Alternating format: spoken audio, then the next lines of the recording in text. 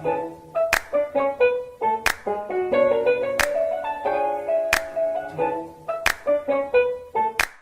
siang Bapak dan Ibu sekalian. Sebelumnya terima kasih atas kehadirannya pada webinar di siang hari ini. Saya, Gloria Seleka yang akan memandu dan menjadi moderator pada sesi webinar kali ini. Berbagai masalah dalam kehidupan bisa mengakibatkan stres.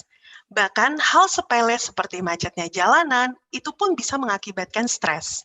Meski demikian, ada baiknya kita tidak menyepelekan perasaan tertekan yang kita rasakan karena stres berkepanjangan bisa berujung pada depresi. Depresi bisa berakibat fatal bagi penderitanya. Tanpa penanganan yang tepat, depresi bisa mengganggu aktivitas sehari-hari dan mengakibatkan munculnya keinginan untuk bunuh diri.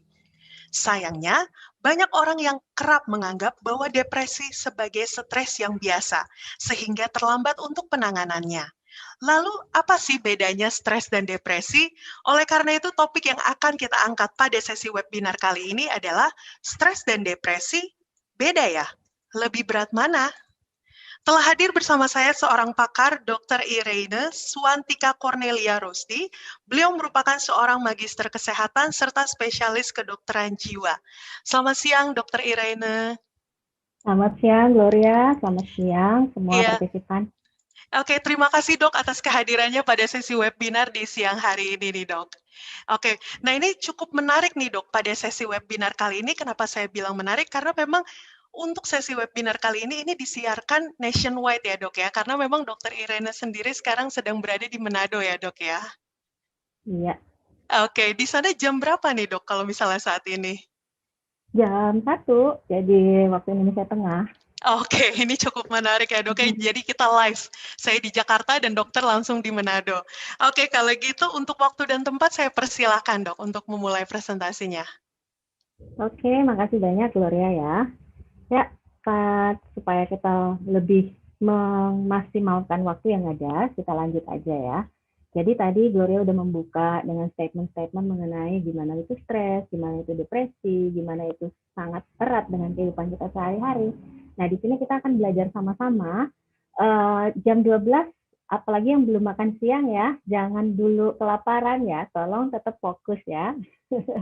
Karena ini kalau dibilang ilmu kedokteran jiwa atau psikiatri itu gampang-gampang susah. Bilangnya gampang, ternyata susah. Nah, sekarang sebelum kita masuk ke dalam diagnosis atau kita membedakan apa itu stres, apa itu depresi, kita cari tahu dulu gimana sebenarnya yang disebut dengan sehat jiwa. Nah, slide ini selanjutnya akan menunjukkan definisi sebenarnya sehat jiwa itu seperti apa. Menurut Undang-Undang di Indonesia nomor 18 tahun 2014 tentang kesehatan jiwa, nah ini diadopsi dari definisi yang dibuat oleh WHO. Jadi dikatakan bahwa sehat jiwa itu adalah suatu kondisi di mana individu dapat berkembang secara fisik, mental, spiritual, dan sosial. Nah, perhatikan di sini bahwa sehat jiwa itu memiliki aspek fisik juga. Aspek mental yang kadang-kadang kita pikir bahwa jiwa itu cuma mental doang, atau bahkan ada yang bilang jiwa itu sama dengan rohani, bahwa spiritual aja. Ternyata ada aspek-aspek lain di dalam suatu terms yang disebut jiwa, fisik, mental, spiritual, dan sosial. Nah, kondisi seperti apa itu adalah di mana seorang individu dapat menyadari kemampuan sendiri dalam kehidupan sehari, mampu mengatasi tekanan, mampu bekerja secara produktif, dan kemudian dia bisa memberikan kontribusi kepada lingkungan atau environment yang ada di sekitarnya dia. Nah, jika seseorang tidak mampu atau kehilangan salah satu aspek dari kondisi sehat jiwa ini, maka bukan langsung dikatakan sakit jiwa, tetapi dikatakan yang mungkin kondisi kurang sehat jiwa atau memiliki masalah psikologis. Ya, slide selanjutnya. Di sini kita akan bahas sebenarnya apa itu yang disebut stres. Kadang kita bingung atau bukan bingung ya, ada pemahaman kita sendiri bahwa yang disebut stres itu adalah sesuatu yang pasti membuat kita kesel, bete, itu adalah stres. Apalagi anak-anak muda zaman sekarang gampang sekali, stres nih, udah stres, mau ujian besok. Nah, stres itu sebenarnya tidak sesederhana itu. Stres jika kita definisikan dari ilmu kedokteran jiwa, sebenarnya merupakan suatu ancaman. Ancaman apa ini? Tetapi ternyata ancaman ini terjadi baik secara nyata di depan mata maupun tidak nyata di depan mata. Jadi ancaman ini terjadi mengancam kelangsungan hidup kita, dalam arti tubuh kita ketika beraktivitas sehari-hari dalam keadaan homeostasis. Yang disebut homeostasis adalah proses otomatis di mana tubuh tuh otomatis aja bangun pagi nyantai, santai, aman, tenang, tentram, stabil seperti itu. Itu adalah kondisi homeostasis. Ketika kestabilan kita terganggu, nah disitulah terjadilah yang disebut stres. Kita merasa terancam. Misal, kalau kita besok mau ujian, kita stres. Stresnya kenapa? Karena kita merasa terancam. Entar ujiannya kita jadi kurang bagus hasilnya. Atau entar nanti sementara ujian online terus jaringannya jelek. Terus, nah itu kita merasa terancam sebenarnya. Jadi, apa yang dimaksud dengan stres? Stres adalah suatu ancaman baik secara nyata maupun tidak langsung terhadap kondisi homeostasis atau kondisi stabil dalam kehidupan kita. Oke, slide selanjutnya. Ya, dalam slide selanjutnya di sini saya mulai menunjukkan yang agak ribet ya. Ini menunjukkan fungsi tubuh kita. Nah, fungsi tubuh kita bagaimana merespon stres. Seperti tadi saya sampaikan bahwa stres adalah suatu ancaman. Ketika Anda merasa terancam, contoh nih ya, jika Anda melihat di depan mata ada singa ya, ada singa. Merasa terancam nggak? Nah, ketika melihat singa tersebut, apa yang Anda rasakan? Pertama-tama apa? Jantung langsung berdebar kencang. Pupil atau mata langsung melebar. Ketakutan kan? Coba membayangkan kondisi Anda dalam keadaan ketakutan. Mulut langsung kering, napas cepat, kemudian otot menjadi tegang. Nah, semua respon-respon tubuh terhadap adanya ancaman ini sebenarnya satu hal yang alamiah. Karena kita membutuhkan kondisi tersebut untuk fight or flight. Maaf, ini typo ya. Fight or flight. Kita harus melawan atau lari dari ancaman tersebut. Jelas kalau singa, ya saya nggak tahu ya sama Bapak Ibu yang pendengar partisipan sekalian atau Gloria, yang pasti kalau singa saya pasti flight lah, lari. Jadi saya nggak mungkin fight. Jadi kondisi lari juga kita butuh otot yang tegang. Bayangkan kalau otot kita lemas, gimana caranya lari kalau ototnya lemas? Jadi otot itu harus tegang. Jantung harus berpacu kencang supaya ketika kita membutuhkan tenaga untuk lari, kita bisa lari. Jadi itu adalah respon alamiah ketika kita mengalami ancaman. Ya, slide selanjutnya. Tetapi slide selanjutnya ini akan menunjukkan bahwa ternyata kondisi stres itu mimics atau meniru kondisi di mana kita merasa terancam. Jadi lihat di sini, jantung berdebar-debar, benar kan? Kalau dalam keadaan stres, kadang aduh besok ujian nih, besok dosennya galak, jantung langsung berdebar, keringat berlebihan, ototnya terasa tegang, sakit semua badan, kepala langsung sakit, perut mules, nafsu makan jadi berkurang atau berlebih. Nah, ternyata gejala-gejala fisik dari stres ini benar menyerupai gejala tubuh, fisiologis tubuh kita ketika kita sedang menghadapi satu hal yang mengancam kehidupan kita. Kok bisa? Padahal ujian besok tidak mengancam kehidupan kita. Palingan juga kalau nilai jelek dimarahin sama orang tua, tapi tidak membuat kita merasa sebenarnya secara nyawa kita tidak ada ancaman. Beda ketika kita berhadapan tentu dengan singa. Tetapi kok bisa responnya sama? Nah, itu dia yang disebut dengan stres psikologis. Jadi ancaman psikologis. Jadi ancaman itu nggak nyata di depan kita, tidak mengancam hidup kita, tetapi respon psikologis kita menganggap itu mengancam keberadaan kita sebagai manusia, ya, sehingga kita merasa stres. Oke, slide selanjutnya. Jadi slide selanjutnya ini akan menunjukkan bahwa ternyata stres itu bukan sesuatu hal yang 100% nggak baik. Ada yang disebut eustress dan ada yang disebut distress. Apa itu eustress? Eustress adalah stres yang baik, yang memotivasi seseorang untuk terus bekerja. Jadi setiap orang butuh tekanan dalam hidup agar tetap merasa bahagia, agar tetap termotivasi, tertantang, dan produktif. Contohnya, besok mau ujian, kemudian mama marah-marah. Udah belajar belum? Stres nggak? Tertekan nggak? Tertekan, stres. Tetapi marah orang tua itu membuat kita menjadi lebih terpacu, termotivasi. Dan akhirnya bisa belajar, ujiannya besok bisa dilewati dengan baik. Jadi itu adalah suatu kondisi eustress. Kondisi stres yang baik yang memotivasi seseorang. Nah, kapan stres itu nggak baik? Itu disebut distress atau penderitaan. Stres yang tidak baik adalah kondisi stres yang sebenarnya baik, tetapi jadi banyak. Besok ujian, mama marah-marah, buku nggak punya, temen nggak ada yang kasih tahu bahan apa besok, banyak nih, numpuk sekaligus. Tiba-tiba dengar kabar hasil swab mama papa positif. Nah, langsung stres itu menjadi distres penderitaan. Apabila stres itu walaupun tidak banyak, tetapi juga berlangsung terus-menerus, tidak berhenti, itu juga menyebabkan distres. Kalau eustress langsung berhenti, besoknya selesai ujian udah nggak stres lagi, udah santai. Jadi pada saat distres, berlangsung terus-menerus, terjadilah stres kronis. Nah, kenapa bermasalah? Kenapa stres kronis ini berbahaya? Slide, kita lihat bahwa ternyata kondisi stres yang kronis ini akan mempengaruhi tubuh kita. Stres akan menyebabkan respon bukan hanya secara umum tubuh kita yang merespon, tetapi masuk jauh ke dalam sel-sel tubuh kita. Jadi secara umum memang kelihatan langsung reaksi tubuh seperti tadi ya, jantung berdebar, keringat dingin, dan lain sebagainya. Tetapi ternyata itu sudah memicu proses-proses yang terjadi di dalam sel tubuh kita. Nah, ketika terjadi respon dalam sel tubuh kita mestinya beradaptasi. Contoh yang tadi, kalau kita belajar, sel-sel tubuh kita beradaptasi untuk menjadi lebih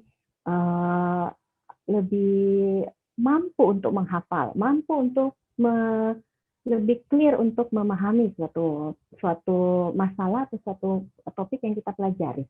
Jadi sel-sel tubuh kita harus beradaptasi.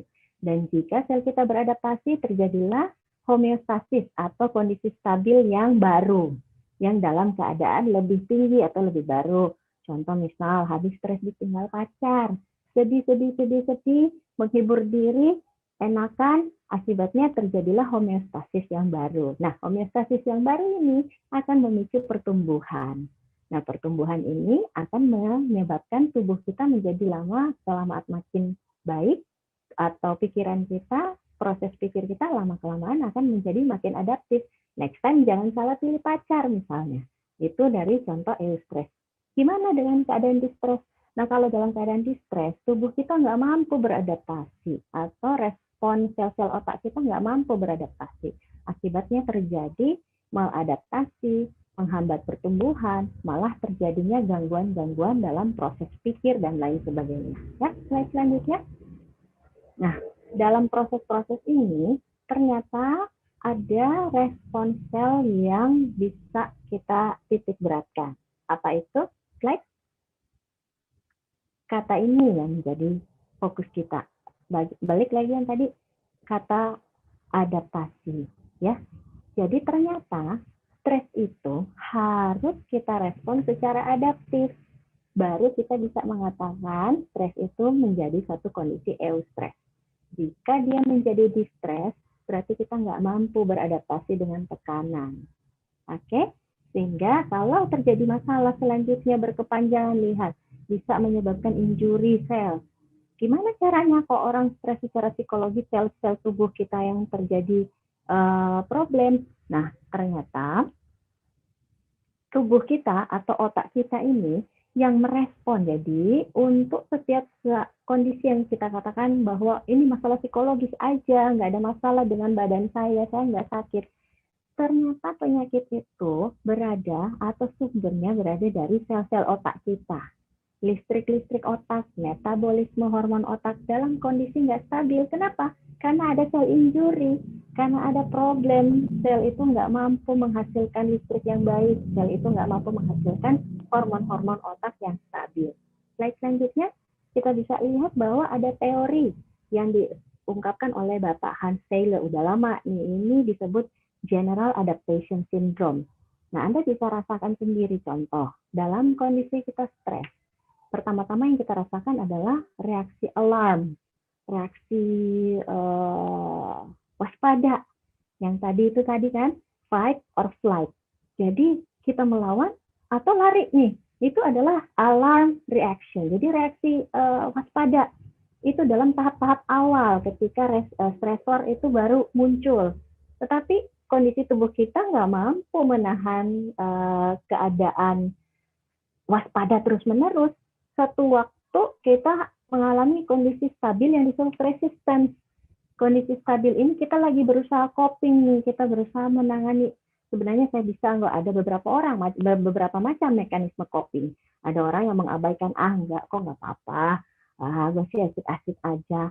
Tapi beberapa orang copingnya misalnya dengar musik, beberapa orang copingnya malah yang kurang bagus, dengan mengalihkan emosi negatif, marahnya dialihkan ke orang lain. Misalnya dia dimarahin mamanya, dia marahin adiknya. Nah, itu adalah mekanisme coping, tapi itu sebenarnya adalah upaya tubuh kita untuk melawan kondisi stres yang kita rasakan nggak nyaman. Tetapi itu nggak terus-menerus. Fase itu akan jauh terus-menerus. Semua resource tubuh kita akan dipakai. Jatuhlah dalam fase 3 yang disebut exhaustion atau kecapean. Semua resource tubuh udah terpakai, kita udah lawan ini stres, nggak bisa. Akhirnya lemes semuanya, bukan lemes pikiran aja, lemes badan juga. Ya, kita bisa lihat di sini, stresor ternyata ada 2. Jadi sekarang ini lagi era COVID kan ya. Di sini stresor, dua macam stresor ini sangat berdampak dalam kehidupan kita. Stresor secara psikologis membuat kita cemas, kita keluar nggak bisa, kita nggak bisa berkontak dengan teman yang dulunya sering jalan-jalan, hangout, nggak bisa lagi. Akibatnya terjadi stres psikologis. Kemudian ada physical stressor. Physical stressor itu adalah ancaman dari patogen atau kuman-kuman dan toksin racun dari lingkungan kita. Itu menyebabkan stres langsung kepada sistem sel imun tubuh kita.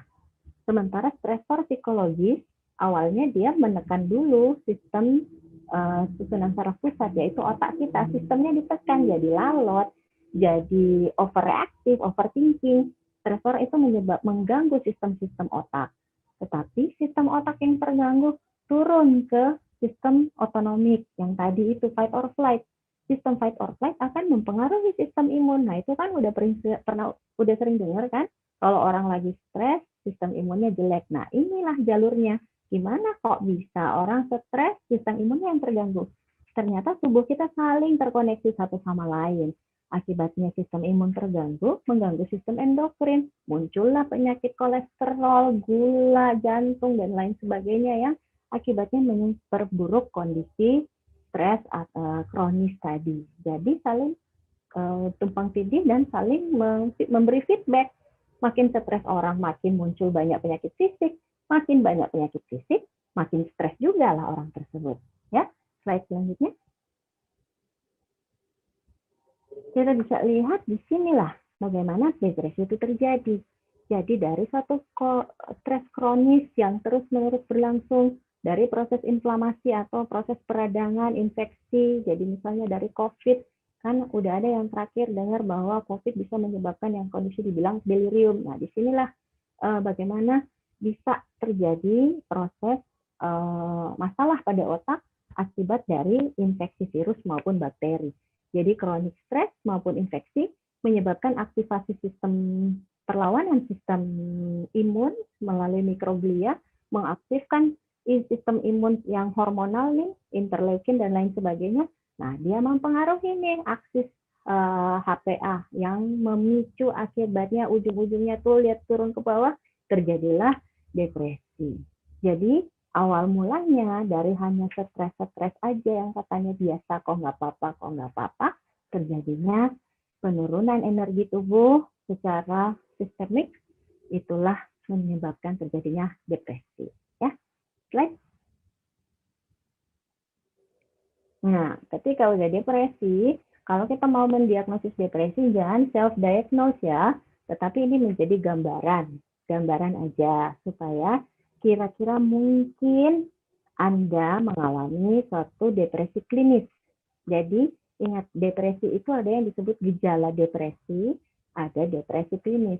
Kalau cuma gejala depresi doang, artinya ada gejala-gejala menunjukkan simptom-simptom, belum tentu udah depresi klinis.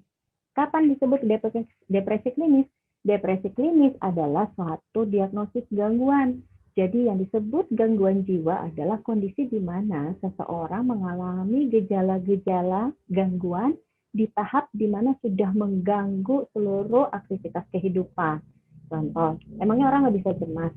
Boleh dong, tetapi kalau cemasnya itu sampai membuat dia nggak bisa keluar rumah, sampai nggak bisa ke kantor, sampai membatasi aktivitasnya ketemu orang lain, maka itu sudah kemungkinan gangguan cemas. Tapi kalau cemasnya dia bisa atasi, dia bisa coping, masih bisa juga keluar rumah, terus dia bisa tenangkan diri, itu tidak disebut sebagai suatu gangguan. Jadi gangguan itu kita diagnosis jika sudah terjadi gangguan pada seluruh pola kehidupan seseorang. Jadi inilah gejala-gejala klinis, kira-kira gejala klinis depresi yang bisa ditemukan pada seseorang yang menderita diagnosis depresi. Perubahan pola tidur, tiba-tiba marah, jadi moodnya berubah-berubah, bad mood. Frequent thoughts of death or suicide, jadi ada ide-ide bunuh diri, perasaan yang sangat intens akan adanya ketidakberdayaan, ini udah nggak berguna, mending mati aja, kehilangan interest untuk aktivitas yang dulu dia senangi. Kemudian extreme tiredness, jadi benar-benar lemes, bangun pagi itu kayak nggak bisa gerakin badan aja. Kemudian penurunan nafsu makan, ataupun bahkan sebaliknya, satu peningkatan nafsu makan. Dan masalah pada fokus dan konsentrasi. Right? Nah, gimana kesimpulannya? Jadi kalau kita bisa lihat bahwa ini general adaptation syndrome menyebabkan dimulai dari alarm yang adanya luapan energi, tubuh berusaha beradaptasi, akibatnya terjadinya pengurangan energi, right? Disitulah bisa terpicu suatu depresi. Dari stresnya berkembang jadi kronis, kita nggak atasi dengan cara yang benar, akhirnya ujung-ujungnya depresi klinis. Ya, slide. Nah, gimana caranya? Tips-tips apa yang kira-kira sederhana untuk kita ingat ya? Pertama, stres belum tentu ya merupakan satu hal yang buruk. Jadi, jangan dalam hidup ini istilahnya menghindari stres. Stres itu dikelola, bukan dihindari. Ya, kelola stres dengan yang benar, dengan cara yang benar. Jangan dengan cara yang tidak benar. Seperti yang tadi saya bilang, yang mengelola stres dengan mengalihkan emosi negatif ke orang lain. Jadi orang lain yang kena getahnya itu cara yang nggak benar. Ya, kemudian agar otak bisa beradaptasi dengan baik. Izinkan otak Anda untuk beristirahat. Kemudian hindari overthinking untuk mencegah stres kronik. Dan apabila ada gejala-gejala depresi yang sangat mengganggu benar-benar setiap aspek kehidupan Anda, segera cari bantuan profesional. Nah, di sini saya harus garis titik beratkan ya. Yang disebut profesional jangan langsung aduh nanti harus nyari psikiater nih, belum tentu. Bisa Anda cari profesional, misalnya ke psikolog dulu, dievaluasi. Ini masih perlu tahap-tahap, misalnya dengan psikoterapi aja dulu, atau nggak harus juga dengan pengobatan secara obat-obatan. Nah, bisa, yang pasti dia profesional dan dipercaya. Oke, slide. Nah, sekarang sudah canggih nih, bisa ketemu langsung, bisa juga dengan platform konsultasi online, seperti yang sekarang hari ini kita dibantu oleh teman-teman dari YesDoc ya. Oke, slide selanjutnya. Ini adalah ucapan terima kasih saya atas atensinya. Silakan sebentar kita berkembang dalam tanya jawab. Silakan Gloria. Oke, terima kasih pemaparannya yang sangat luar biasa, Dokter Irene. Ini jadinya saya tahu nih, Dok, bahwa memang banyak sekali ya, Dok ya. Mungkin kalau misalnya kita sebagai orang awam kan pastinya kita nggak bisa bedain tuh. Apalagi anak-anak muda ya, Dok ya. Kalau kita tahu anak-anak muda sekarang ngomongnya, aduh saya depresi nih, aduh depresi mulu nih. Ngomongnya bukan stres tapi langsung depresi tuh. Nah ini makanya kita kupas lebih jelas lagi di sini ya, Dok ya. Bahwa memang sebenarnya tadi sesuai dengan pemaparan Dokter Irene sendiri bahwa sebenarnya stres itu beda loh sama depresi, begitu ya?